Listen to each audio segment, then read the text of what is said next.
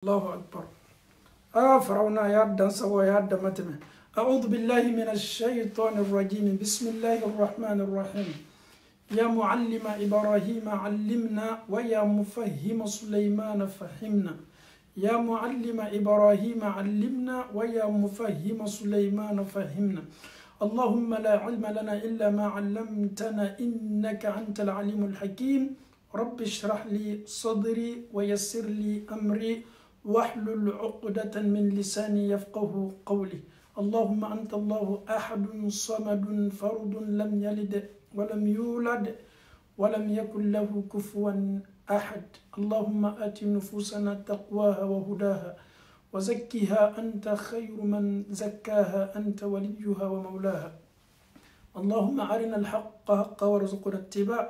وأرنا الباطل باطلا وارزقنا اجتنابه. السلام عليكم ورحمة الله وبركاته. أنفو أني أنبو لمنا كلاب بلا كفوني مصبلة بلا دبي أنبولا بالدنيا مصبلة بلا وجمع نمصبلة بلا ألو تعالى يجور داما مصطو سيما نجور نصر نمان نغلا نمصبلة بلا لا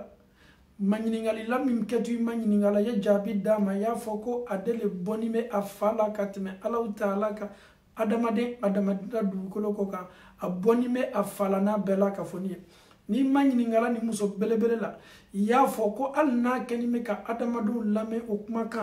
abel lameni ke chogomi akal lameni chogoni afata bela kafoni kele ni manyiningali ni muso belebele la alna be yeloko a yeloko chogoni afaka yeloko kambe kelenye ni mangini ngala ni muso belebele la atama chogo afatu me tama chogo mi ni demso fanatu me tama o chogo de la adem bela ka foni demso mi mboni mala jogola demso ni mboni mala dali yere ka danina o yeni demso belebele bay amfawo ani ambaw muso belebele me ambolo bi dunya muso belebele o chama ni muso afaye jonye ni muso yere baye jonye ni muso dewye jonye ni muso furucha yere jonye ni muso bola mansa muna amfawni ambaw ebe dunia na kono fem bela ka foni mafle ite boyoroye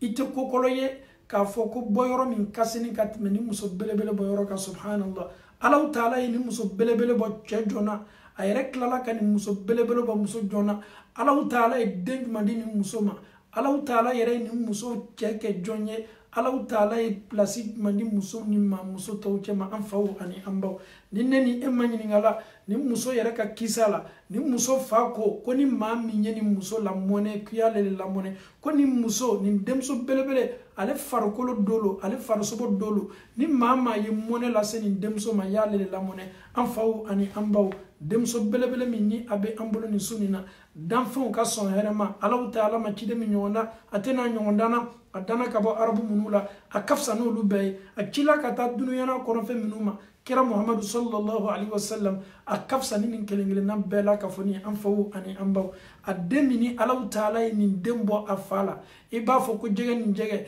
iba foko foto ku bifla iba foko alala ni ni demso ye isina ka ala kerai amuso senman ko alama Allah taala hinana ambawla koni yeni muso tama choye ibi kalika foko ala kera lebe kanga tama muhammad sallallahu alaihi wasallam bini Allah taala sona ni muso belebele lebe neni au bolobi amina nga bisuni latige ni aye ni Allah taala kadie muso belebele mi ni to senima ni la afabolo Fatima ala kera de muso senima ba radiyallahu anha Allah taala alama ala diana ama afau ani ambaw jonye Fatima tae an yere baramo do ko kumbal Fatima ta beki tafa fonyama do ko fanta do ko fatu do ko Fatima ta bela kafoni kenime ki tawle nyala am faw ani ambaw uluta juma yore te bashiye men ala kara sallallahu alaihi wasallam ayab dem sonin tokola ko Fatima atoko foto yere de te Fatima ka fafo ka sama Fatima nine ala kara sallallahu alaihi wasallam ademso senman baye demso minaye nimman kututo ma basoro az-Zahra ya salam az-Zahra o koro yedi ni denmuso sigila fanfa n'a bɛ wuli i bɛ filɛri kasa duman minnu mɛn tumana min na ni samiya daminɛna binw bɛ falen filɛriw bɛ falen i bɛ filɛri kasa duman mɛn waati min denmuso nin tɔgɔ ɲuman nin de lala la a senima kasa duman bɛ cori a fɛ i b'i kali k'a fɔ ye filɛri kasa duman ta filɛri tɔw cɛ ma a Zahara ala kɛra denmuso senimanba Fatimatu Zahara an faw ani an baw ne ni e ka kan ka nin denmuso dɔn mun na ala kɛra ka somɔgɔw dɔn o kanu ɲinina anw ma o kɛra diyagoya ye a bɛ fɔ ala kɛra ka famille ma sallallahu ko alu bait ala kɛra ka somɔgɔw a ka so dungo n kan tɛ minnu kɛlen bɛ ka o yɛrɛ kɛ ala kɛra ka somɔgɔ ye force la dɛ ne kan t'olu ma minnu ye ala kɛra ka somɔgɔ ye alaw taala ye minnu ko fɔ an ye kuranɛ ye minnu ko fɔ an ye ala kɛra yɛrɛ fana ye saranganali to an bolo ko k'a ka somɔgɔ minnu latanga o ko kanu anw kan bɛ o dole ma nin so belebele nin na an faw ani an baw nin denmuso belebele a ba tun ye jɔn ye ka d'a kan n'i bɛ kuma adamaden kan la biographie d'une personne y'a damina fɔlɔ ko sanfɛ n'i y'a mafilɛ tano ni mankutu senima min kɛtɔ laburula ni muso belebele kan tuma dɔ ni muso belebele yɛrɛ bɔla belebele fila de la a ba tun ye jɔn ye a bɔla ba jumɛn na an faw ni an baw muso fɔlɔfɔlɔ min jɔla ala kɛra kɔfɛ ka seli muso fɔlɔfɔlɔ min ye kalima karan ala kɛra ka cidenya confirmer nin kɔ a ba tun y'o de ye Khadija bintu Khuwailid ala kɛra sallallahu alaihi wasallam a muso senimanba muso min ye ala kɛra madɛmɛ muso min y'a ka nafolo bila ala kɛra ka disposition na muso min ni ala kɛra ka sigi kɛ ala kɛra ma muso gbɛrɛ ta ka sɔrɔ ni muso bɛ ɲɛnamaya la o ye jɔn ye Khadija muminu bamuso ni ma nin denmuso ba dɔn a ba de ye an ba Khadija ye Fatimata a ba ye Khadija ye alaw taala ye a bɔ belebele la ka ban fana k'a bɔ jɔn na danfo ka sɔn hɛrɛma ala kɛra Muhammad sallallahu alaihi wasallam ne ni e bɛ se ka danya k'a fɔ ko an ba Fatimata ala kɛra denmuso senimanba an tɛ se a comparer la muso foyi ma dugukolo kɔ kan bɔyɔrɔ la mansaw la fa ni ba la a bɔla fisamatiya belebele fila la n'i ma bamuso dɔn Khadija alaw taala sawala ni muso belebele ka baara la alaw taala y'a ka mɛlɛkɛw ka kuntigi ci Jibrila ko kana fɔ Muhammadu ye sallallahu alaihi wasallam ale alaw taala a sawala Khadija la ale alaw taala Khadija ka kɛwale y'a diya Jibrila n'a fɔ Muhammadu ye ko ni alaw taala bɛ Khadija fola foli kɛrɛkɛrɛnna ka bɔ ni alaw taala yɔrɔ subhanallah o ye nin denmuso ba ye Khadija ala kɛra muso senimanba alaw taala ye samakan di Jibril ma alayhi salam Jibrila na Muhammadu fo ka ban k'a ɲini Muhammadu fɛ ko ni alaw taala kɛni bɛ ka foli kɛrɛkɛrɛnni lase a muso ma subhanallah an ye nin jɔyɔrɔ belebele ma filɛ danbaga masa masa min ye dunuya n'a kɔnɔ fɛn bɛɛ dan masa min ni anw bɛɛ bɛ an yɛrɛ y'a ka jɔnya kɔnɔ ni masaba alaw taala masa setigi masa fangama fɛn bɛɛ se b'a ye fonisɛrɛ masa le ko tɛ masa min kɔnɔna fili la o masa ye foli kɛrɛkɛrɛnni dɔ lajigi ko ka na o di a ka jɔn dɔ ma kɛrɛkɛrɛnni bolo ma bonya jɔn bɛ dugukolo kɔ ka min ka bɔ ka tɛmɛ nin kan alaw taala ye foli bɔ san na k'a di mɛlɛkɛw ka kuntigi ma ko ka na fɔ danfɛnw ka kuntigi ma dugukolo kɔ kan min ye Muhammadu ye min ka fisa ni dunuya n'a kɔnɔ fɛn bɛɛ ye ko alaw taala ko k'a f'i ye i muso Khadija min bɛ bon kɔnɔ ko ala ko n ye n'a f'i ye k'i y'a fɔ Khadija ye ko ala yɛrɛ kɛni bɛ ka Khadija fo foli la foli min ka sini alaw taala kilal'o la ko n y'a f'i ye y'a lase muso Khadija ma ko alaw taala ko k'a ye bon dɔ lɔ a ye arijinɛ kɔnɔ bon min tɔɔrɔya t'a la sɛgɛ t'a la bon min lɔla alaw taala bolo lɔ ko ɲuman na a ye dususuma min di e Muhammadu ma alaw taala ye o dususuma ɲɔgɔnna so dɔ jɔ a ye arijinɛ kɔnɔ ya salam an ba Khadija i ma sa fɔlɔ alaw taala y'i fo an ba Khadija i ma sa fɔlɔ alaw taala ye i ka arijinɛ ko confirmer k'i ka arijinɛ so a bɛ jɔ arijinɛ matériel minnu la kana o bɛɛ ko f'i ye o ye jɔn ye o ye an ba Khadija ye nin muso belebele Fatima alaw taala y'a bɔ nin belebele de la silamɛw ko den tɛ waso n'a fa tɔgɔ ye a caman ye nkalon de ye i fa ye baara ɲuman min kɛ a bɛ f'i ma n'i ye baara ɲuman kɛ n'a banna fɔla ko nin fa tun bɛ tan nin a tɛ bara mɔgɔ si la arabuw ko idha urifa sababu batala al-ajab ni ko kun banna lɔnna ka ban kabako tɛ yen kɔ ni fa tun tɛ baara gbɛrɛ kɛ ka dɔlɔ min fa tun tɛ baara gbɛrɛ kɛ ka dɔrɔgi ta i fa tun tɛ baara gbɛrɛ kɛ ka sigɛrɛti min ni e den nana ka na sigɛrɛti ni dɔrɔgi min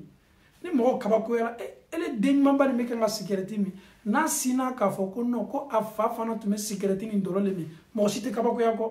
beketa fala aja de yere ma sunyo ayata afale la ko son arabu ko idha urifa sababu batala al-ajab koni ko sababu bana lona kaba ko etuguni ani kaba ko li mankan ko donc Fatimata amena na kana kisa fo aka qadiyala ayere ka parola sunina ni ya bamso mafle ayere tekenni au makaba ko bay am faw ani ambaw Fatima ala karade muso sallallahu alayhi wa sallam afana kala denye afaye demi fana kanu bange kusabe am faw ani ambaw ni ala karay ne man kisibay kasoro ala taala ma suwadi folo ka ke cideni ala kara sibe san bisaba ni kola watini tumado san bisaba ani duru ala taala ni demso senman bange Fatima ta sorola muna Fatima ta sorola san lolu kofele ala taala e Muhammadu suwazi ka ke cideni. Le prophète a reçu la prophétie à 40 ans. Bien avant la prophétie, 5 ans avant la prophétie, ambamso Fatima ta sorola. Donc neni ni namen kusebe. Abe soro wati mi a Fatima suwandi Allah Ta'ala bolo folo ka ke cideni. Sanduru kofe Allah Ta'ala ye cidenya di danfon ka son here mama ala kera neman kisibaye sallallahu alayhi wa sallam anfawni ambaw. Ni muso belebele Fatima tabba mi Khadija ye Allah Ta'ala ye demso senima nani ndama ka klafana ka dencha senima sabadama dencha senima fladama demso nani ani dencha fla ademso do ye Zainabu ye ademso do ye Ruqayya ye ademso do ye Kulthum ye ademso fitini labane Fatima subhanallah anfawni ambaw Allah Ta'ala ye dencha senima fladama Qasimu ani Abdullah donc amba Khadija aye den woro le soro ala karaye sallallahu alayhi wa sallam ni kira dembe ta ka fara nyonka Allah Ta'ala ye den woro vla le di an ka kiden senima bama am muso folo Khadija ye den woro soro am muso tokele Mariyat al-Qibti o de den kelen pe soro mi Ibrahima note ala kara muso na sigila ala kara kun ashima den soro ni ala karaye amba Aisha madden soro ni ala karaye Zainabu bintu Khuzaima madden soro nay Zainabu bintu Jashi madden soro nay Maimuna madden soro nay Juwairiya madden soro nay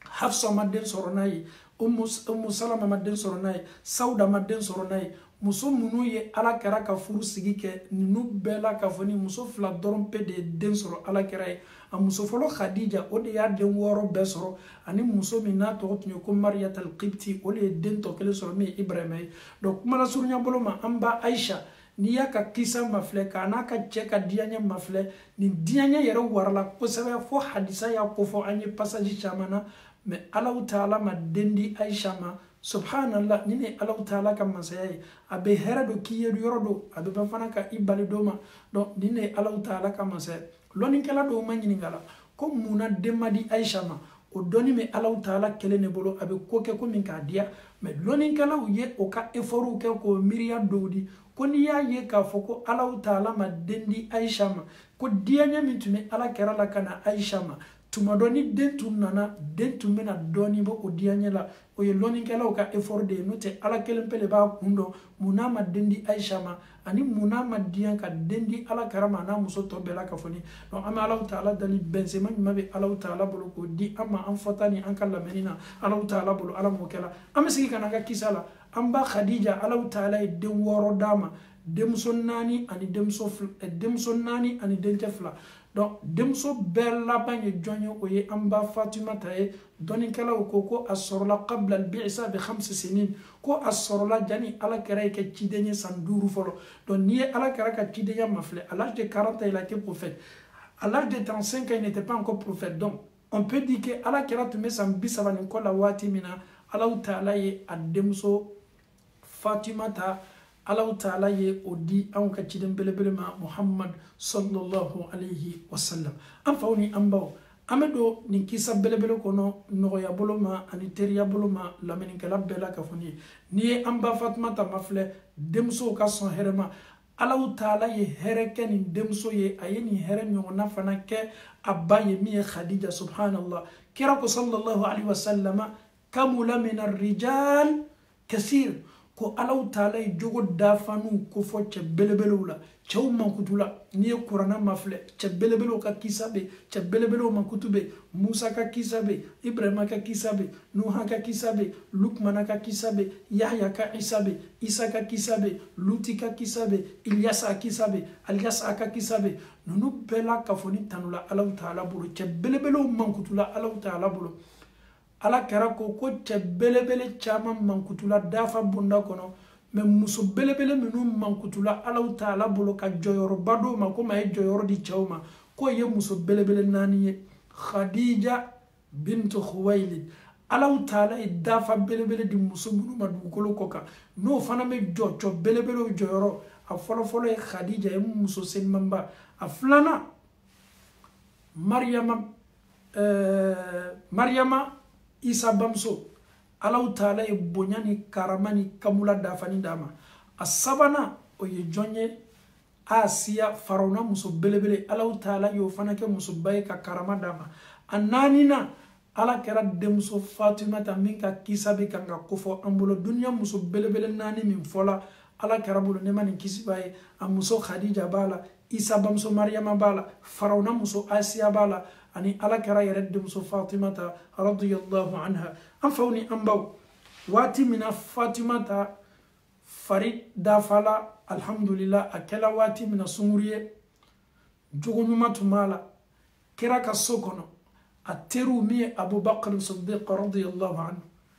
Abubakar tun ye a ɲini ala kɛra fɛ ni ma nin kisi b'a ye ko ala kɛra ye Fatumata d'a ma furu la subhanallah ya salam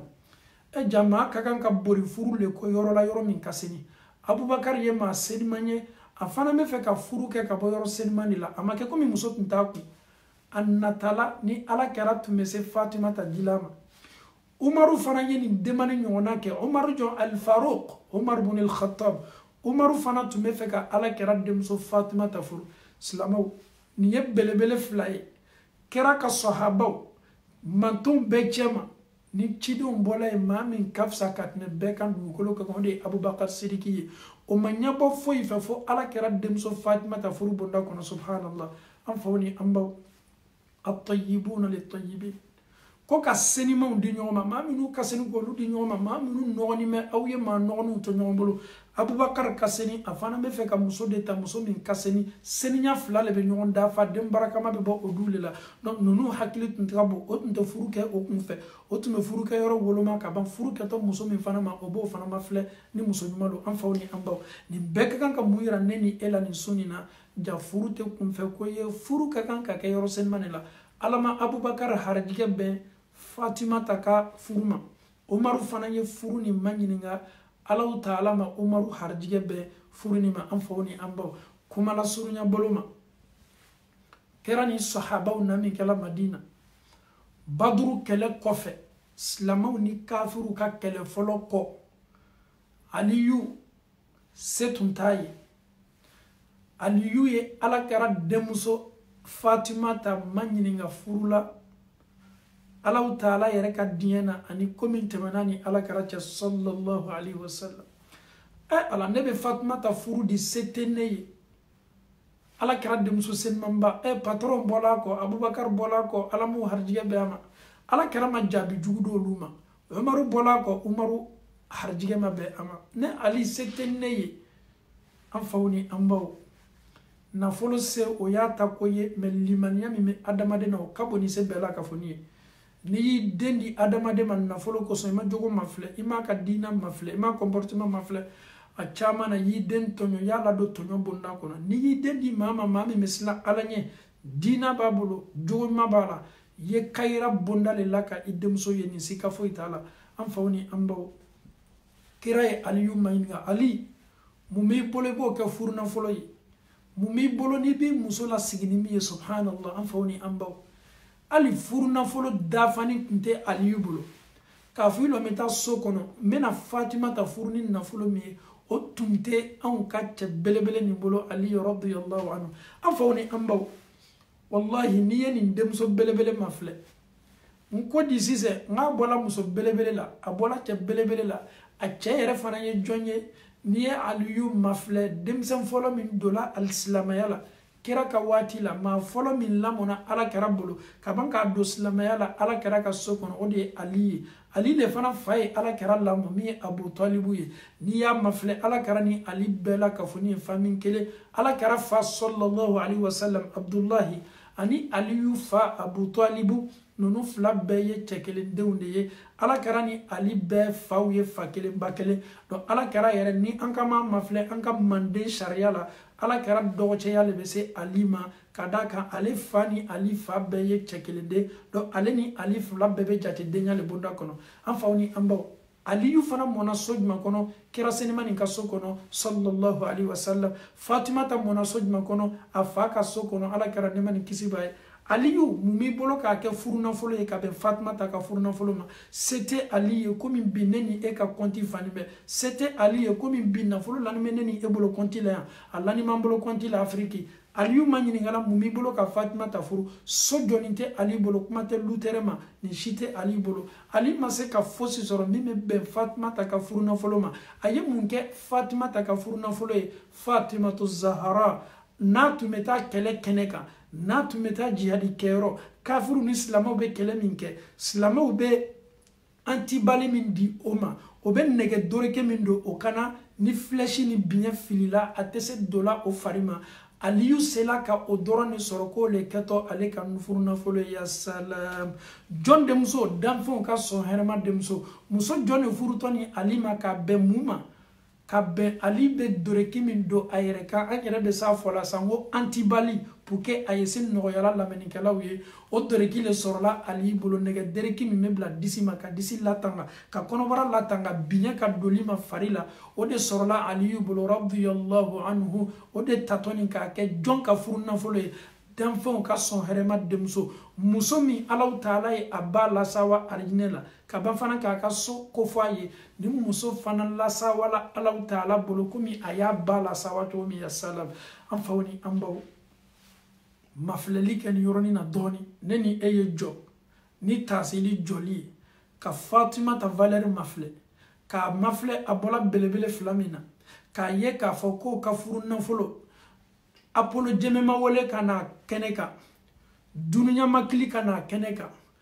cɛ a ma fɔ ko f'a ye nin nafolo le di n'o tɛ muso tɛ d'a ma muso tɛ sɔrɔ anw fɛ f'i ye diyama de la muso tɛ sɔrɔ anw ka kabila la f'i ye sani de la nin bɛɛ ye duniya dagamu ni duniya nataw de ye ko muso min ka furu nafolo dɔgɔyala o le ka furu bɛ baraka si ka t'a la mɛ bi n'i ye anw ka furu mafilɛ e bɛ mafilɛ le n'i b'i sen de la walama n'i bɛ bolifɛn de kɔnɔ ni anw bɛ fɛ ka furu mafilɛ bi basan complet 10 de ka kan ka di Hollandais complet 40 de ka kan ka di sani de ka kan ka di ne denmuso ma bi an y'an denmusow kɛ marchandise ye an y'an denmusow kɛ nafolow ye an y'o kɛ nafolo ɲiniw ye k'a sɔrɔ ala kɛra denmuso min ka fisa ka tɛmɛ ne ni e kan a ka fisa ni duniya muso nin bɛɛ ye alaw taala ye lasawali do kofɔ nin muso ka koɲa la ko ale le ye sayyidi nisa'i ahlil janna arjino kɔnɔdenw ka muso kuntigiya ditɔ denmuso min ma ka bɛn alaw taala yɛrɛ kuma kama kira ye nin kofɔ an ye fatimata arjina kɔnɔ si ka taa ka arjina kɔnɔ do la mɛ arjina kɔnɔdenw ka kotigiya musow ka sɛrɛ kuntigiya ditɔ muso belebele min ma aw y'a ka furu mafilɛ a furula ni mun ye a cɛ ma se nafolo sɔrɔla k'o k'a furu nafolo ye fani min bɛ don kɛlɛkɛdenw kana ka taa kɛlɛ kɛnɛ kan nɛgɛ min bɛ don disi ma o nɛgɛ le tala ali bolo k'o ye kɛ ale ka furu nafolo ya salam nin ka kan ka ne ni e bila tasili la wajibili lamɛnni tɛ mɛ min tɛmɛna ninnu ka kisa n'o ka ɲɛnamaya la ko ne ni e ye sigi k'a mafilɛ k'an yɛrɛ kun ma ɲininka e de b'a dɔn k'a fɔ i denmuso ma furu fɔlɔ mɛ intérêt ni nata min bɛ e kun na i denmuso ka furu la e b'i yɛrɛ dɔn alaw taala b'i dɔn ka tɛmɛ kan e denmuso ma furu fɔlɔ e le yɛrɛ sigini bɛ i kɛlen bɛ ka programme min ta artiste minnu natɔ jeli minnu weletɔ dɔ minnu kɛtɔ sangawuli minnu tigɛtɔ ele kɛni bɛ k'i base o de kan e yɛrɛ ɲɛnɛ k'a fɔ k'o de ye furu ye k'a sɔrɔ i kɛni bɛ ka setana n'a ka kabila n'a ka société a n'a ka village bɛɛ la k'a fɔ ni wele ka na i den ka ko kama aliyu ye mun sɔrɔ k'a kɛ a muso ka furu nafolo ye aliyu ye kɛlɛkɛ dereke le ta min bɛ don kanana ka taa kɛlɛkɛ kɛlɛkɛyɔrɔ a y'o de ta ka na an faw ni an baw wallahi ala kɛra sɔnna mun na parce que adamaden n'i y'a mɛn ko ka furu nafolo di muso t'ale furu nafolo ye muso ka ni lasago fɛn de o de kɛla furu nafolo ye ali ka furu nafolo ye ka ni muso belebele sɔrɔ Abubakar tun bɔla muso min kɔ ni ala ma kita la k'a ye kɛ Abubakar muso ye Umaru tun bɔla muso min kɔ Alahu Taala ma kita la k'a ye kɛ Umaru muso ye a kɛla jɔn muso ye Abubakar n'a ka seko tɛ nafolo ko tɛ mais Alahu Taala ye ni muso belebele bɛn jɔn ma Aliyu bin Abi Talib ni e ma Ali lɔn ne ye fɛ ne ni e ye jɔ dɔɔni ka kuma Ali kan n'an tilala an bɛ segin ka na an ka kisa la Aliyu ye jɔn ye funakɛ min mɔnna Ala kɛra ka so kɔnɔ Aliyu ye jɔn ye denmisɛn fɔlɔ min donna silamɛya la Aliyu ye jɔn ye Alahu Taala ye cɛ min mankutu kofɔ Muhamadu ye ni kira yɛrɛ ko sallallahu alaihi wasallam ko sika fosi t'a la Aliyu bɛ arijinɛ kɔnɔ Aliyu ye jɔn ye don dɔ silamɛw tun ka kan ka taa kɛlɛkɛyɔrɔ dɔ la Ala kɛra ko n'i ma nin kisi b'a ye ni Ala sɔnna an bɛna bɔ sini ka taa kɛlɛkɛyɔrɔ mais Alahu Taala ko n ye ko silamɛ min kɛtɔ darapo ta la ka taa nin kɛlɛ kɛnɛ kan o de kɛtɔ sababu ye ni Ala ka diɲɛ anw bɛ kunkɔrɔta sɔrɔ anw bɛ kɔrɔta sɔrɔ kafiriw kan dugusajɛ min kɛra sahabaw wulila bɛɛ bɛ nin jɔla Ala kɛra ka bonda la Ala kɛra i tɛ darapo di ne ma wa i tɛ darapo di ne ma wa parce que a fɔla ko maa min kɛtɔ darapo ta la o de sababu la Alahu Taala bɛna madɛmɛ di silamɛw ma an faw ni an baw mɔgɔ mɔgɔ nana ko ka darapo d'o ma Ala kɛra ma sɔn Ala kɛra ka sahabaw dafa ni jɔnni ye a ka da la a bɛɛ natani bɛ darapo nin kɔ parce que darapo ditɔ maa min ma Alahu Taala y'a tigi kofɔ a tigi ka di Ala ye a tigi le fana sababuya la Alahu Taala bɛna victoire di silamɛw ma kɛra ye jama ma filɛ a ɲɛ tɛ Aliyu la a ko Aliyu don a fɔla Ala kɛra ne ma nin kisi b'a ko Aliyu fari man da la ko a ɲɛ b'a dimina ko Aliyu tɛ se bɔ la ko a ɲɛ b'a dimina Ala kɛra ko aw ye taa Ali ta kana n'a ye Ali tala kana n'a ye Ala kɛra ye dugawu seniman kalan Ali ɲɛ kan Ala kɛra tilala ka darapo ta k'a di Ali ma ko ni Ala sɔnna silamɛw ka bi madɛmɛ kɛtɔ Aliyu le bolo radiyallahu anhu n'i ma Aliyu lɔn Baduru kɛlɛ fɛ a ye jɔyɔrɔ kɛ a don o kosɔn Baduru kɛlɛ kɔfɛ tɔgɔ lala la bɛɛ ko Badara Ali mais mɔgɔw m'a lɔn Baduru tɔgɔ lala ka bɛn mun ma Baduru don a jɔla jɔyɔrɔ la a n'a ka denmisɛnniya a ye kafiriw kɛlɛ k'o kɛlɛ a ye silamɛya kunkɔrɔta nin don nin tɔgɔ belebele lala la maa dɔw yɛrɛ ko kuma bɔnda kɔnɔ hali n'a kuma ma saha ko Ali ye kafiriw bɔnɔ k'o bɔnɔ o ni la ko fo a don Baduru kɛnɛ kan ko a ka bamuru belebele min tun b'a bolo la muru min tun b'a bolo n'a kɛlen bɛ ka kafiriw kɛlɛ ko fo muru nana ka na nɔrɔ a bolo la ka kɔle a bolo ma ko ji le kalayala k'a kɛ a bolo kan pour que muru ye se a bolo bilala a ka jɔyɔrɔ belebele n'a ka cɛfarinya belebele la a bɛ maa tanw cɛ ma minnu lasawala arijinɛ kɔnɔ don la Ala kɛra ko ne ma nin kisi b'a ye Abubakar Siddiq fil janna ko Abubakar Sidiki bɛ arijinɛ kɔnɔ arijinɛ yɛrɛ cɛma yɔrɔ n'a nima yɔrɔ Umar ibn al-Khattab fil janna Umaru bɛ arijinɛ kɔnɔ sika foyi t'a la arijinɛ nima yɔrɔ Usmana fil janna Usmana ibn Affan fana o bɛ arijinɛ cɛma baasi foyi t'a la Aliyu bin Abi Talib fil janna Aliyu fana bɛ arijinɛ kɔnɔ sika foyi t'a la Talha ibn Ubaydillah fil janna ko Talha fana bɛ arijinɛ kɔnɔ sika foyi t'a la Zubair ibn al-Awwam fil janna Zubairu ye jɔn ye Ala kɛra tɛnɛmuso dencɛ min ni a muso tun ye jɔn ye an bɛna kuma ka kisa kan waati nata la Abdurrahman bin Auf Sa'ad bin Abi Waqqas Abu Ubaidata Amir ibn al-Jarrah nunu bɛɛ la ka fɔ ni lasawala Ala kɛra bolo ka arijinɛ kɔnɔ don la ka sɔrɔ ma sa fɔlɔ Aliyu ye jɔn ye Aliyu b'o cɛ ma n'i ma Aliyu dɔn kafiru nana jɔ don min Ala kɛra ka soda la ko bɛ Muhamadu faga k'a bɔnɔ a ni la ni Alahu Taala ye yamaruya di a ma ko a ye Maka bila ka taa Madina a ye mun kɛ a y'a fɔ ko Ali na lanka lafɛn kan birifani k'i yɛrɛ kan cɛ min ye a ni ma falen Ala kɛra ni la ni kafiru tun dola teriya bolo ma bon kɔnɔ o miiriya b'a la k'a fɔ ko Muhamadu le lani bɛ lafɛn kan o tun bɛ se ka na o ka biɲɛw turu a la parce que o nana Muhamadu le kama o ko di ko an y'a mafilɛ fɔlɔ est ce que Muhamadu le walama ale tɛ o ye birifani kɔrɔta k'a bɔ a kan o y'a ye k'a fɔ ko Aliyu le lani bɛ Ala kɛra nɔ la cɛ min ye a ni falen Ala kɛra ni la sallallahu alaihi wa sallam Alahu Taala ye an ba Fatumata harijigɛ bɛɛ cɛ senimanba min ma Alahu Taala ye a cɛ kɛ cɛ senimanba ye a y'a ba kɛ muso senimanba ye a tilala fana ka a fa kɛ cɛ senimanba ye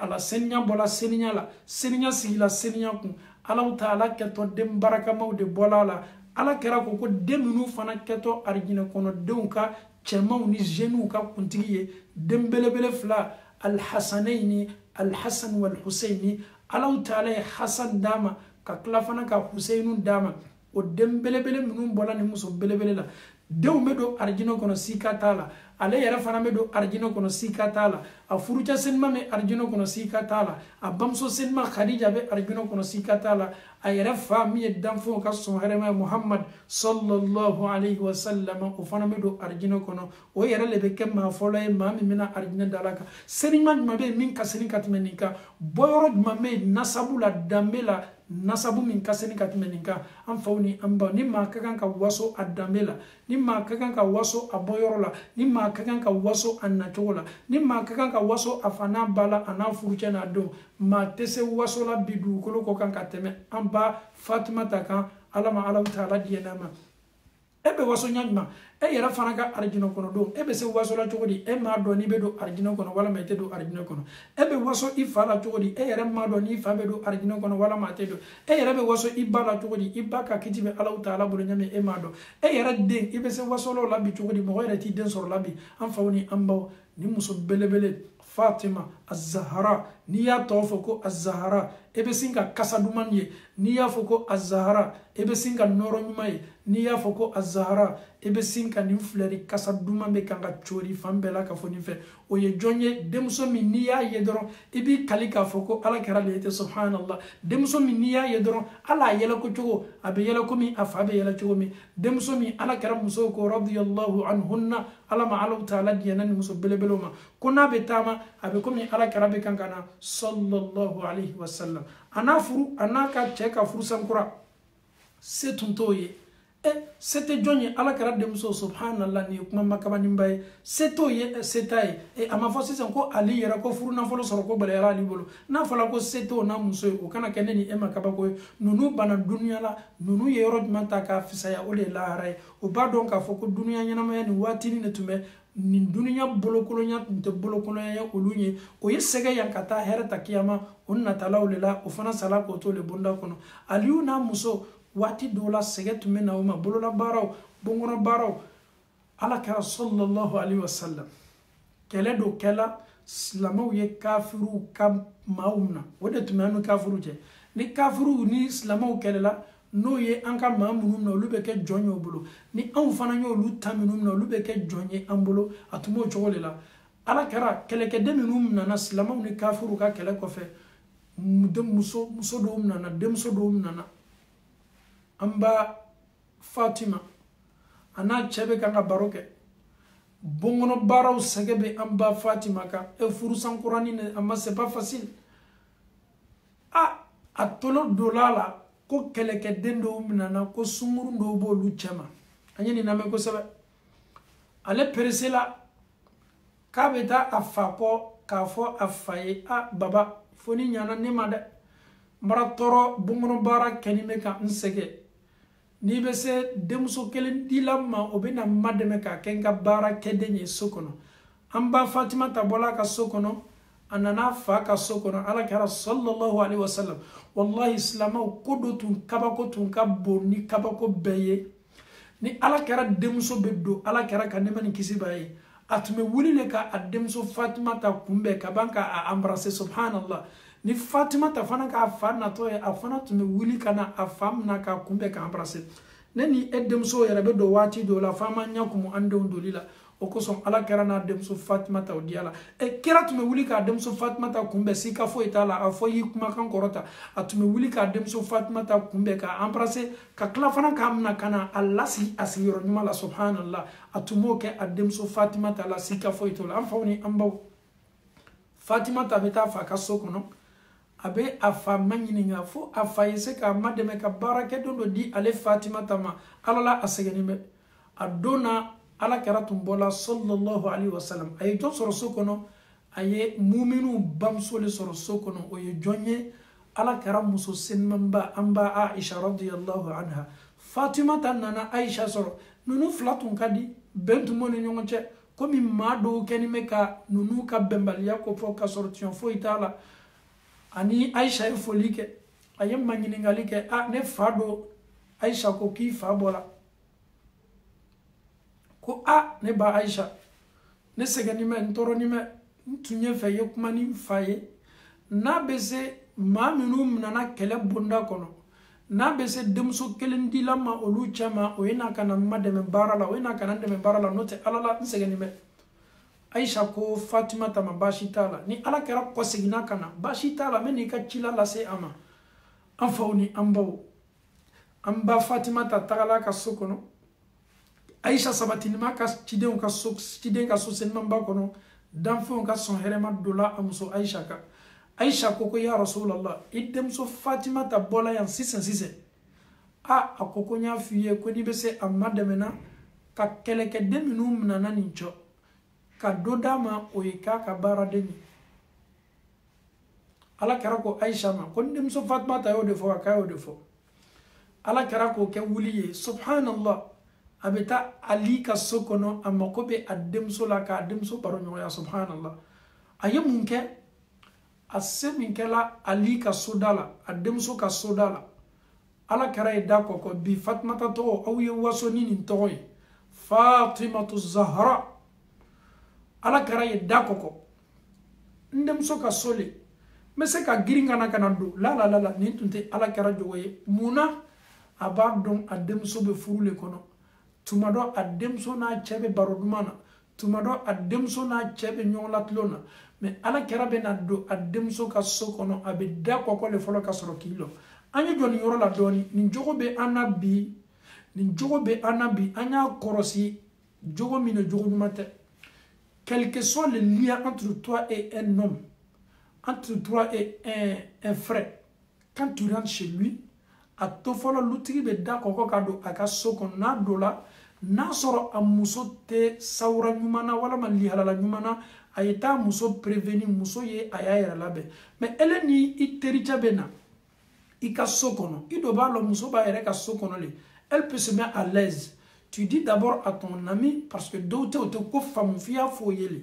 i lɔ fɔlɔ ne bɛ kɛ maa fɔlɔ ye ka don n ka so kɔnɔ muso bɛ se a yɛrɛ arranger la k'a yɛrɛ labɛn parce que a b'a ka so kɔnɔ de tuma dɔ dɔnfani dɔ bɛ a bɛ se o dɔ la silamɛya yɛrɛ dɔ y'o ye teriya yɛlɛ ni maa ye ɲaɲa i kana to fɔlɔ maa ye fili ka don i ka bon na sariya tɛ sɔn o ma ele le ye lutigi ye hali ni e yɛrɛ bɛ don i ka so kɔnɔ k'i ye da kɔkɔ nin ye ala kumakan ye donc muso a bɛ so kɔnɔ a ka lagafiyɛ yɔrɔ lo elle doit se mettre à l'aise dans sa propre maison c'est tout à fait normal tuma dɔ jala t'a kun na a yɛrɛ tuma dɔ a kɛlen bɛ ka fani surunin dɔw don a b'a ka so kɔnɔ le baasi foyi t'a la mais n'i bɛ don so kɔnɔ i y'i jija fɔlɔ ka da kɔkɔ o de ye anw ka diinɛ ye civilisation diinɛ le kodɔn diinɛ le diinɛ nin bɛ nin yira ka an n'a ka bɛn mun ma pour que an y'a lɔn k'a fɔ vraiment bɛɛ n'i ka droit le tu peux être ami avec moi, mais cela ne te permet pas de venir te jeter de moi dans ma maison. C'est inadmissible. Quand tu viens chez moi à la maison, tu dois attendre. C'est comme quand je me rends aussi chez toi à la maison, je dois dire assalamu alaikum. Est-ce que monsieur Dolawa? Est-ce que ni Doli Kakawa?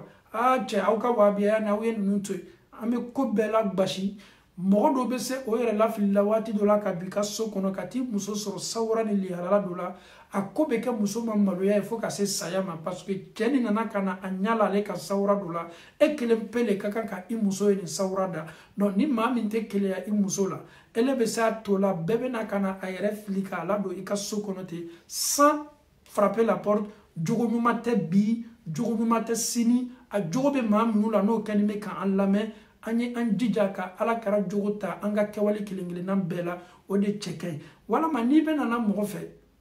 n'a tigi tɛ so kɔnɔ alhamdulillah muso le bɛ yen donc i ta ye min ye i bɛ sin ka commission to yen muso yɛrɛ bɛ commission ta e bɛ taa nin de cɛ ka ɲi an ka diinɛ la fo an ye nin de bila an yɛrɛ ka ɲɛnamaya la n'a kɛra ten an ka sunna ni an ka ala kɛra kanu bɛ dafa kanu da la o tɛ ye dɛ mais k'a bila i comportement na o de ɲinini bɛ an fɛ n'i ko k'i civilisé ni bɛ i ka civilisation ta ala kɛra ka civilisation na sallallahu alaihi wa sallam danfɛnw ka sɔn hɛrɛma le bɛ n'i jɔ a denmuso ka soda la ali ka soda la a bɛ da kɔkɔ fɔlɔ subhanallah n'o ma diɲɛ k'a ye don a fana tɛ don n'o ma diɲɛ ko ala kɛra ye don a tɛ don mun na ali n'a muso ka hakɛ dɔ b'o ye ala kɛra wa oui bien sûr a denmuso wa oui mais a denmuso bɛ cɛ le la dɛ a denmuso tɛ ale ta ye kɔ sallallahu alaihi wa sallam ala kɛra ye da kɔkɔ o ye sila di ala kɛra ma ala kɛra don la ka aliyu n'a muso sɔrɔ alhamdulillah aye ma ɲiningali kɛ kuma min fɔla ye a bɛna Fatumata ɲininga yala e de y'a fɔ i ba Aisha ye wa ko i mako bɛ baara kɛ den na k'i sɛgɛnnen bɛ wa Fatumata ko baba baara kɛni bɛ ka n sɛgɛn kosɛbɛ nin kɛla ka sɔrɔ a ka furu yɛrɛ tun ma mɛn Fatumata bɛ furu waati min na a tun ma san mugan bɔ fɔlɔ tarikutigiw caman ko k'a tun bɛ san 17 ni san 18 la mais fanga bɛ kumakan min na nin bɛɛ la ko an ba Fatumata tun bɛ san 18 la silamɛw ninnu tun bɛ furu joona dɛ ninnu ka waati la musow tun bɛ furu joona an yɛrɛ y'o to yen anw yɛrɛ baw ka waati ni an mamamusow ka waati anw baw ka waati ba min m'a f'i ɲɛna k'ale ye san 20 sɔrɔ ka sɔrɔ ka furu an baw kilancɛ bɛɛ ka furu kɛla k'o to san 16 san 17 ni bamuso bɛ baro kɛ y'a ma ɲininka ma ele furula waati jumɛn de bamuso dɔw yɛrɛ bɛ ka o furu joona yɛrɛ kosɔn o yɛrɛ ma dɔn furula san min na o bɛ furu waati min na o bɛ kɛ muso ye waati min na dɔrɔn o faw b'o latɛmɛ donc furu tun bɛ kɛ joona fɔlɔ nin yɛrɛ kɛla ala kɛra ka waati la a yɛrɛ fana tun bɛ kɛ anw bɛnbaw ka waati la dunuya yɛlɛmana n'i y'a fɔ fɔlɔmɔgɔw ɲɛna ko muso bɛ se ka san 20 kɛ ka sɔrɔ a ma don furu la fɔlɔ mɔgɔ bɛ kabakoya ko mun dɔ la dunuya la ka sɔrɔ kow le yɛlɛmana ɲajuluw janyana musow fana bannen bɛ furu ma cɛw fana bannen bɛ muso ɲuman tali ma famuw b'o lasiw ka taa muso ta fami ɲuman minnu la donc bɛɛ bannen bɛ démocratie nana a kɛra sababu ye an y'an yɛrɛ ye kɔlɔlɔ belebele la n'o tɛ muso tun bɛ furu waati min na fɔlɔ teriɲɔgɔnmaw le kanuɲɔgɔnmaw le u ka ladiriya ni limaniya min b'u ni ɲɔgɔn cɛ nin m'a denmuso ta ka taa di tɔ kelen dencɛ ma o ma fɔ to ye téléphone ko tun tɛ yen o tun tɛ kuma WhatsApp kan mais faw jogo kosɔn ninnu tun bɛna sigi o ka sigi fana tun bɛ diya ka d'a kan denmuso ni dencɛ fila bɛɛ bɔra famille ɲuman de la mais comme kow yɛlɛmana sa an bɛ Alahu Taala deli furu minnu kɛtɔ an bolo bi ka bɛn sɛbɛn ɲuman di an bɛɛ ma Alahu Taala bolo Ala m'o kɛ kira dɔ la sallallahu alaihi wasallam Aliyu ni a muso Fatumata kan Fatumata y'a dantigɛ baba sɛgɛ le bɛ n kan o kosɔn n nana i baara n ye se ka baarakɛden dɔ di yan min bɛ n ba dɛmɛ baara la ala kɛra ko Fatumata i jija i kana sunɔgɔ su janni i la ka sunɔgɔ subhanallah y'o fɔ 33 alhamdulillah 33 33 fois Allahu akbar 34 susu janni i la subhanallah subhanallah 37 33 fois alhamdulillah alhamdulillah 33 fois 37 Allahu akbar Allahu akbar Allahu akbar 74 ndemso Fatumata ni kani duwawu fɔ k'a fɔ ko seniya bɛ ala ye suɲɛ 37 tano bɛ Alahu Taala ye suɲɛ 37 masa Alahu Taala kɔrɔtani mɛ Alahu Taala ka bon suɲɛ 34 baara min n'a kɛni bɛ k'i sɛgɛn bɔnkɔnɔ baara min ni i fari n'a kɛni bɛ k'i fari tɔɔrɔ Alahu Taala bɛ nin tɔɔrɔya bɛɛ la ka fɔ ni wuli ka b'i kan subhanallah nin bɛɛ kɔfɛ Aliyu ko ala kɛra donc baaraden tɛ nana ala kɛra ko a denmuso ma ko baarakɛden tɛ d'i ma baarakɛden d'i ma baarakɛden tɛ d'i ma subhanallah subhanallah 33 fois alhamdulillah 33 fois Allahu akbar 34 fois pour les femmes qui souffrent, pour les femmes qui travaillent, pour les femmes qui quittent au boulot pour rentrer à la maison. Travailler même à la maison, nettoyer ton salon, tu as du mal à préparer pour ton mari, tu as du mal à nettoyer la maison, tu as du mal à nettoyer la table à manger, tu as du mal à faire la lessive, vaisselle. Donc c'est très simple. Focalisons-nous sur ces 3 invocations-là. Subhanallah 33 fois. Alhamdulillah 33 fois. Allahu Akbar 34 fois. C'est prophétique, ça vient du prophète sallallahu alayhi wa sallam. Enfin, on est en bas.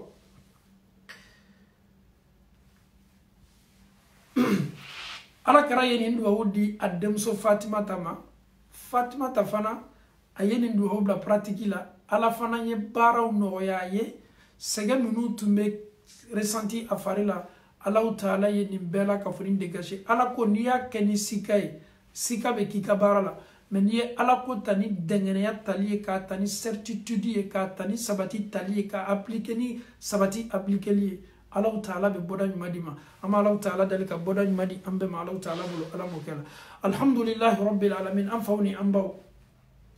ala kɛra denmuso Fatimata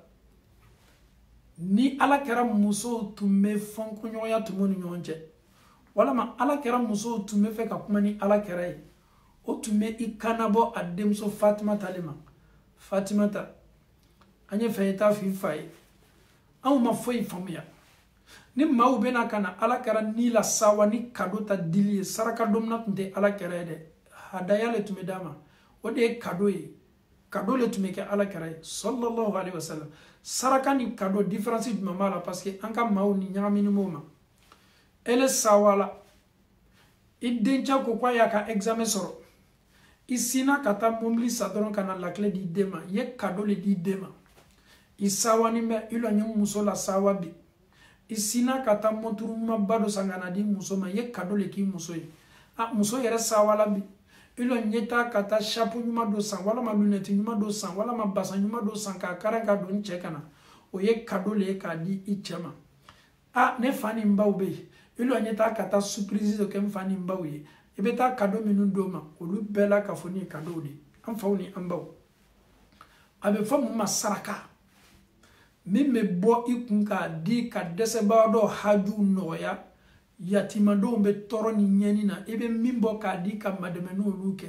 a bɛ fɔ olu le ma ko saraka i baden dɔ bɛ furu la se t'a n'a cɛ ye i bɛ nafolo min b'i kun k'a di olu ma k'olu madɛmɛ a bɛ fɔ olu le ma ko saraka donc ala kɛra sallallahu alaihi wasallam a tun tɛ saraka don min na dɛ a yɛrɛ tun tɛ saraka min na sahabaw tun bɛ nila sawafɛn a bɛ fɔ fɛn min ma arabukan na ko kado o de ye ka nila sawafɛn ta ka n'a di ala kɛra ma sallallahu alaihi wasallam donc ala kɛra muso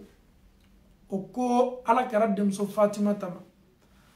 Fatimata an ye fɛ i fa ma ɲininka anw ye ni sahabaw bɛ na don min an ye nin lamɛn kosɛbɛ ka na ni kado ye k'a di ala kɛra ma ne ma nin kisi b'a ye munna o bɛ makɔnɔni kɛ fo ba ye se Aisha ma ni ala kɛra bɛ Aisha ka so kɔnɔ don min anw tɛ kan k'a faamu ni ala kɛra bɛ ne ka so kɔnɔ don min kado tɛ na ka na di ala kɛra ma ne ka so kɔnɔ tuma dɔ ne yɛrɛ bɛ se bénéficier la kado min na mais kado bɛ na a bɛɛ bɛ di ala kɛra ma k'a to Aisha ka so kɔnɔ de o ko kɛlen bɛ ka anw kamana gan an ye fɛ ye i fa ma ɲininka an ye sallallahu alaihi wasallam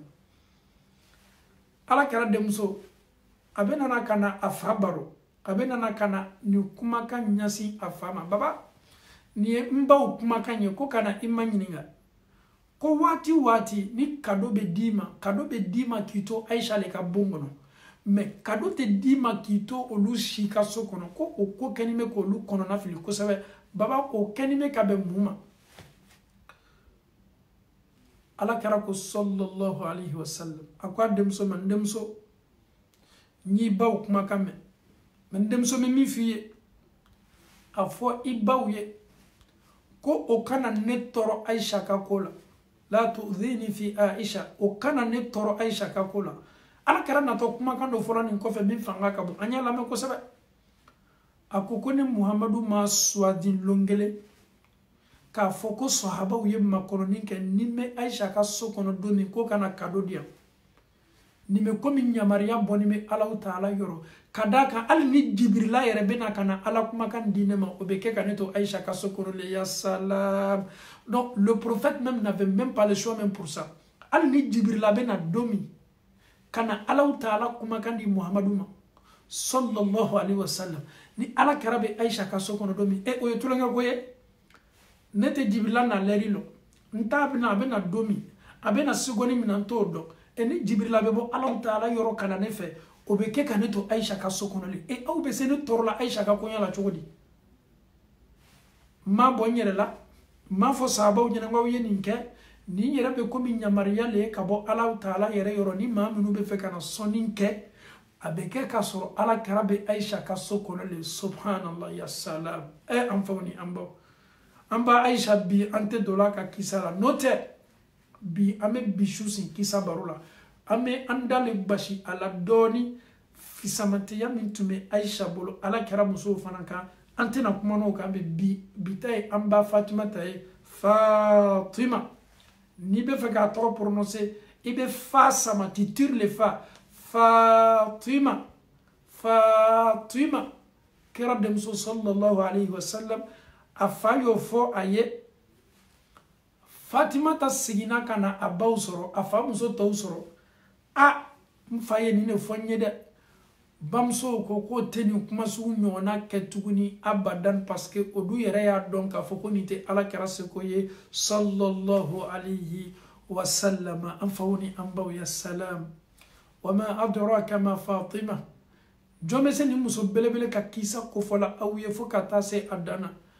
akumate anda annente ambolo ame doni ne foni muso belebele ka note ante se kumana danfo ka son yere ma demso sen membaka fokata se ko yere dana anfawni ambaw ni e Fatima ta mafle alaw taala a gardiye den sen mawla komi an ma jigi ka foko amba Fatima ta de Hassan ni Hussein ko flanundo flaninto yeda o chele surunyana ko juya komi an yere ba fo anka manden chogomi ko ka de masere an fe o ye bana de ta nogole be masere likoye ala kara demso Fatima ta ade Hassan ni Hussein koroni ndogowulu Hassan ne koroye Hussein ye dogoni ye note flanute maw kedime ko ke flani ye juguma fananta ni ala ye flani di ama amese anga flanu togola ko Hassan ni Hussein mais akana ke ankono ka fo ko Hassan ni Hussein ye flani ne de flani te o ye de o masoro dongelende Hassan ye koroye Hassan ka soro kofe amba Fatima ta gardiela Husaini fana sorla Hassan kofe donc flani te o ye anyo blabi anga korosi kan an minutun kenime ko ke flani ye flaninto ye bi flaninto ye sini o koni chesurunyana o gbarela nyona komi ama fo chogomi ko dendo yere ma wuluma folo muso yere kono male ni an yere ka kuma ani nyonche mais alhamdulillah rabbil alamin bashi fo itala don chaye surunya mime nyini an fe doro onde ye ka seninya ni muso bana seninya na masere liko ibo men farafinale note Ameriki ko ka foko ka dem masere o te Europe ya dem masere ko foite e beni kuma su nyona me an fayele parce que ni nogo chayala yorola nogo yerebe na ni banaye ni muso fana make muso senmanye dendo be senfe akonoma be dola de minu be nana soro min soro ni meka koro o be bana min yere soro la koro o fana me bana mumeni nkela o de nogo ye ani muso minte ayere tangala kanya ate entretenu makela yerala ama Allah taala dalika ni famiyel ko nyadi ambela ka fodma Allah taala bolo alamo kela anfaw ani ambaw nya fo sisa moni ala karatu nya demso Fatima tan natoy ala kara yere de tumi wuli demso ndiala faisa abe fo demso mi mako afa demso akasir non do leti abe fo demso mi mako fa yere demso c'était la fille à papa ala karatu mi wuli ka demso kumbe subhanallah abe sin ka demso na ka demso sumu ka embrasser ka klafana kana ademso la sigi asigi yoro la tubo be service ke ademso mais anfawni ambaw wati surnyana danfo ka son heremala sallallahu alaihi wasallam adanime akabana lafenka adanime akasaya lafenka demso bena kana bo afala danfo ka son herema ala kira neman kisibay Fatima az-Zahra al-Batul la brave femme ce jour-là elle rentre chez son papa. D'habitude, na dola fale be wuli ka kumbe. Mais amba Fatima ta dola ni lo afa ka sokono afa ma se wuli la ka dem so kumbe. Ya salam. Fatima ta ya ye ka foko changement bele do kela. Ne fami tu men la ben ni so dia. Ne fami na ye nya ka sokono abesawa. Ne fami tu me sinka mna ka noro ayerela. Ne fami tu me sinka sumunda furula. Ne fami tu men ta ka na nasi folo ka soro abe sinka singoro. E bi ne fawle deseni me bi ka wuli ka ne kumbe. Amba Fatima ta ya don ka foko alala koko bele do surunyana ale fala sallallahu alayhi wasallam anana kana afallani soroni la yoro belebele la afallani meni la yoro belebele la afa kunlani me Aisha sensen mambaka afa be kanga washi Aisha yere fana ko ala kara ka bana fari kalaya o yere dola ale yere fari la ala kara ka temperature be kanga monter fani me kanga bla jila ka bishi kala ala kara ka doye bo ka temperature la o bena amba Fatima ta doma ala afama wuli ka kumbe bide biwulili ka gbɛlɛn a fa ma sallallahu alayhi wa sallam. A nana fa mafilɛ ni kinikini mafilɛli ye ni hinɛ mafilɛli ye. Ne fa le dɛsɛni bɛ bi ka wuli ka ne kunbɛn. Ne fa ma se ka ne labɛn komi a kɛni bɛ ka n labɛn cogo min. Ne fa ma se ne sunbula ka n ta ka na n lasigi sigiyɔrɔ la ka sɔrɔ ka sigi. An ba Fatumata gbɛrɛla a fa la ka sɔrɔ a fa bɛ nin yalalaba la, a fa bɛ nin fariganba la, a fa bɛ nin tɔɔrɔya belebele la. A bɛ kan k'a fɔ ko Khaybaru waati fɛ muso min ye poisonni kɛ dumuni na k'a di yan ni sobo kumana ni dumuni kumana k'a fɔ n ye ko poisonni kɛla n na ko n bɛ kan ka poisonni ni baga santi n fari la, n bɛ kan ka poisonni ni baga santi n fari la. An ba Fatumata don la a gbɛrɛla a fa kɔrɔ, a y'a fa lani ye nin layɔrɔ belebele la. A fa ko Ala a ye tɔgɔmasere kɛ a denmuso ka d'a ye, a bɛ fɛ ka wuli ka kuma n'a ye, ale balinimɛw ma. A denmuso sina ka gbɛrɛ, a bɛ komi a ye tɔgɔmasere kɛ a denmuso ye. A denmuso Fatumata gbɛrɛla la, a ye gundo kuma dɔ fɔ a denmuso Fatumata ye. Fatumata ye kasi daminɛ ya salam. A dɔ la a n'a fa ka kuma kɔfɛ, fa ye sekere min fɔ a ye, Aisha min ni ani Alakira bɛ ɲɔgɔn kɛrɛfɛ, Alakira ye sekere min fɔ a denmuso Fatumata ye. Aisha tolo ma don a la radiyallahu anha, subhanallah. An ba Fatumata ye kasi daminɛ, kasi sugu jumɛn de? Hinɛ kasi don, kasi sugu jumɛn don? Kinikini kasi don, kasi sugu jumɛn don? Den ni fa ka diɲɛ kasi sugu jumɛn don? Fa tun bɛ min kɛ den ye, an ba Fatumata y'a ye k'a fɔ ko caman bɔra o la. Jɔn t'a nata ne ni e cɛ ma ko an ye kɛ Alakira den ye? Jɔn t'a nata ne ni e cɛ ma Alakira ye a denmuso ladiyanya ɲɔgɔnna min kɛ k'a minɛ k'a seere a yɛrɛ la, ne ni e jɔn t'a nata anw fana ye kɛ danfɛnw ka sɔn hɛrɛma den ye? Ala ye nin hɛrɛ belebele min kɛ ale Fatumata ye, a bɛ komi Fatumata kɛlen bɛ k'a fɔ a yɛrɛ kɔnɔ, Ala tuma dɔ nin hɛrɛ la waati sela, tuma dɔ nin diɲɛ la waati sela. A y'a toloma lɔ a fa la, a fa ye kumakan min fɔ a ye, o ye an ba Fatumata bila kasi la radiyallahu an Fatima. Kasi daminɛ n'a bolo, a fa banna ka tɔgɔmasere kɛ kɔ, a fa dani bɛ nin dayɔrɔ belebele la, a fa tilala fana ka kumakan wɛrɛ fɔ a ye. O kumakan fɔ min kɛla an ba Fatumata ye, a sina ka yɛlɛko daminɛ, kasi min tun bɛ kɛla, a ye kasi bolo kan. Tuma dɔ kuma fɔla ye min fanga fana ka bɔ ka tɛmɛ kuma fɔlɔ kan, o ye a ni lasawa, o y'a dusukun foni, o y'a bɔ jɔrɔ ni hamiba la, o y'a bɔ nin tɔɔrɔya min tun bɛ a fari kan. An ba Fatumata sina ka yɛlɛko daminɛ, sina ka yɛlɛko daminɛ ya salam. An ba Aisha a kɛni bɛ ka nin yɔrɔnin mafilɛ. Fatumata n'a fa kumana, a kasila, o kɔfɛ tuguni a n'a fa kumana, a ye yɛlɛko daminɛ ya salam. Mun kɛla?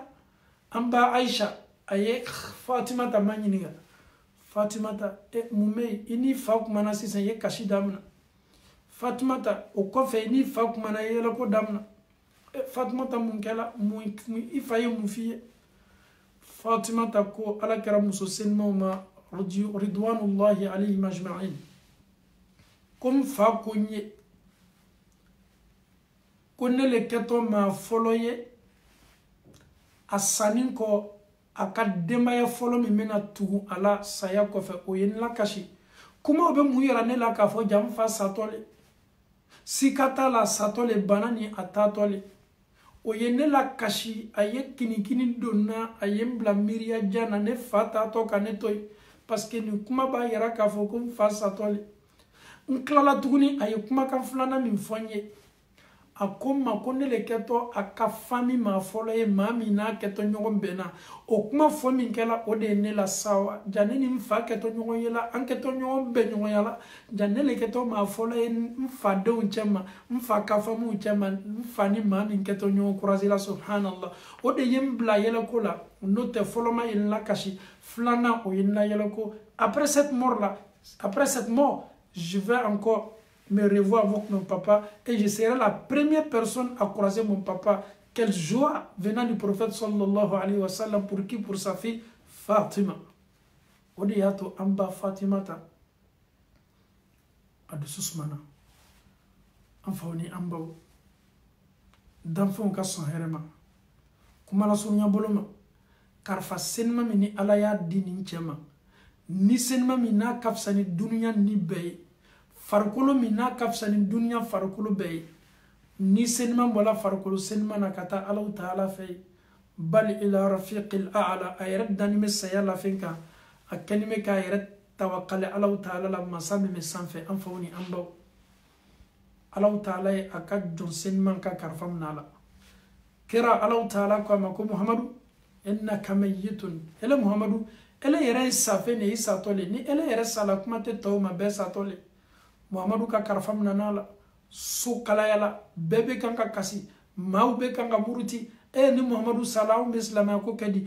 anw ka silamɛya ko banna bɛɛ bɛ kan k'i ta fɔ maaw bɔla Madina fan bɛɛ fɛ ka na faso da la bɛɛ bɛ kan ka kɔnɔnafilikan fɔ maaw turubilela maaw désorienté la maaw m'a dɔn o bɛ taa kinibolo fɛ o bɛ taa bolomara fɛ Allahu Ta'ala ye danfɛnw ka sɔn hɛrɛma minɛ a la karifa minɛ a la min nana ni silamɛya ye ka anw bɔ dibi belebele nin na nin ka saya kɔ anw kɛtɔ a kɛla di Umaru tolo dɔ la a warala Umaru ma Umaru y'a ka muru belebele ta a y'a ka bamuru ta ka don Madina so kɔnɔ nin k'a mɛn mɔgɔ mɔgɔ la k'a fɔ ko Ala kɛra sala m'o kun tigɛ ka bɔ yen nin kuma warala Umaru ma Abubakar Sidiki a tolo ye nin kuma mɛn jamaw fiyefiyela jamaw ɲamakɛla taga yɔrɔ tɛ maaw la maaw kɛla komi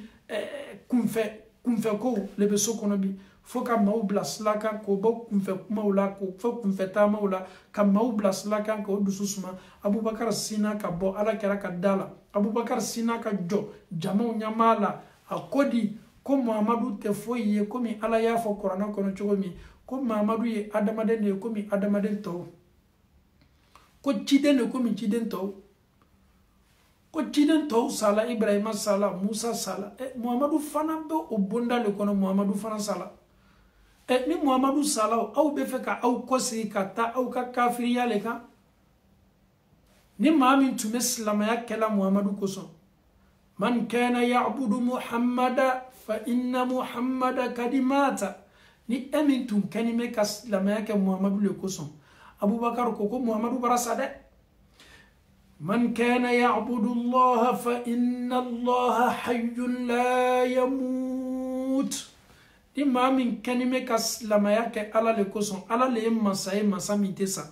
Abubakar ye nin kumakan belebele dɔ fɔ ka maaw dusukun sabati sika ni yilan tun bɛ maa minnu dusukun na ka se dusukun sabatila toli la ko gbɛlɛn de kɛla Madina kosɛbɛ ko gbɛlɛn laborila dugukolo ko kan danfɛnw ka sɔn hɛrɛma ni bɔ la a ɲɔgɔn ko gbɛlɛn tɛ yen mɛ fo k'a ta ni limaniya ye ni ko gbɛlɛyala mumini ma cogo cogo ani ko gbɛlɛn tali ka kan ni limaniya le subhanallah man kana ya'budu Allah fa inna Allah hayyun la yamut man kana ya'budu Muhammada fa inna Muhammada kad mat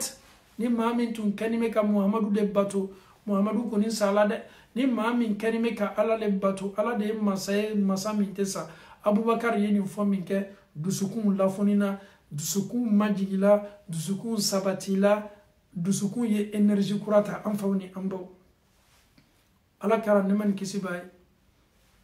kɛra su dɔ la su senimanba nin lajigila dugukolo kɔrɔ subhanallah